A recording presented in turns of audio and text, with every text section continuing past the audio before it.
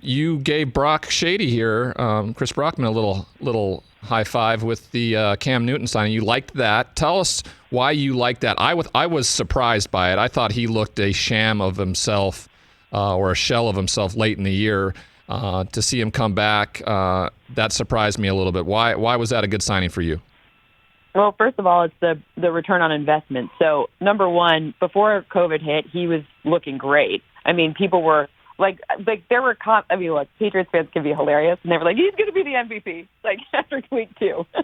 Yeah, I wanted to give him a $100 million contract after 3 weeks. After the Seahawks game, for sure, right? For sure. Yeah. I loved that. That was so fun. I love a good overreaction. But so I don't think he's done yet. They also reinforced their O-line. Sure, they lost Joe Thuney to the Chiefs, but okay, they reinforced most of their O-line. They got 2 tight ends, one inline, one outside, and you can interchange those 2. That's great. They're kind of reloading in a lot of different ways. They're setting it up for a more mobile and to take advantage of the mobility of Cam Newton, but also they're leaving themselves open. His contract was peanuts. It wasn't very big at all. So they're able to take what they've got left over from that, and they can do a lot of different things. They have tons of flexibility, and that's really what you want to do. Your backup plan, it's just like everything else. Like if Cam Newton is your potential backup plan, like you could bring in one of these rookies and train said rookie. You have so much flexibility, and by the way, you got so much better in free agency just all around.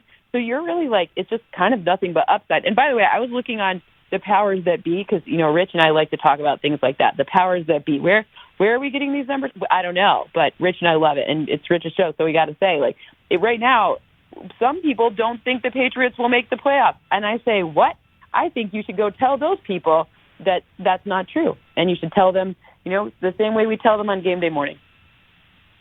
Well, that would be an interesting AFC East if the Patriots are back in the mix this year. When I saw the contract, and at first when it was announced, like all headlines, $14 million, I was like, it's a lot of money for a guy that looked like he was really struggling down the stretch. But we'll see. They can make a lot of moves. What they do have to do, and I would expect you would agree with me, is that this draft is incredibly important because of how they've missed the last few years in the April draft.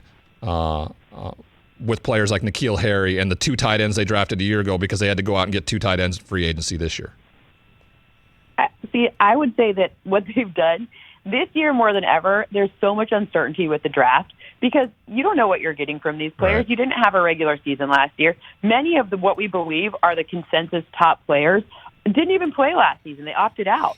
So, and which may or may not be smart. We have no idea. There's no data to support that. But what the Patriots did was they signed just like they normally do. They did spend more money than they usually do. But what the Patriots do so well is they take a player who we all perceive to be average or maybe a bit above average, but then in their system, they outperform all of their contract needs. So they take the average guys, use them in a way that makes them play above averagely, that's good English, and then ultimately win because they're just surprising us with people we didn't even think about. So they kind of made it so that the draft is less important for them. It's all upside at this point. And they're not picking high enough to really take a big swing and a miss because unless you're picking in the top 5 or you're going to trade up to the top 5, we have no idea this season. It's going to be trickier than ever. And we don't know many seasons. There's no surefire thing. We can pretend that we think that Trevor Lawrence is the best thing ever, but until he starts playing and gets in the system and understands and learns, who knows, right? Until it happens, it happens. And there's no such thing as a sure thing. So I think what they've done is really smart. They've minimized all of the downside of the draft and turned it into all upside. And I'm not a Patriots fan. I'm not a Patriots fan, but I'm a really big fan of their strategy this offseason. Hey, you watched all the way to the end. Thanks for that. Watch more right here.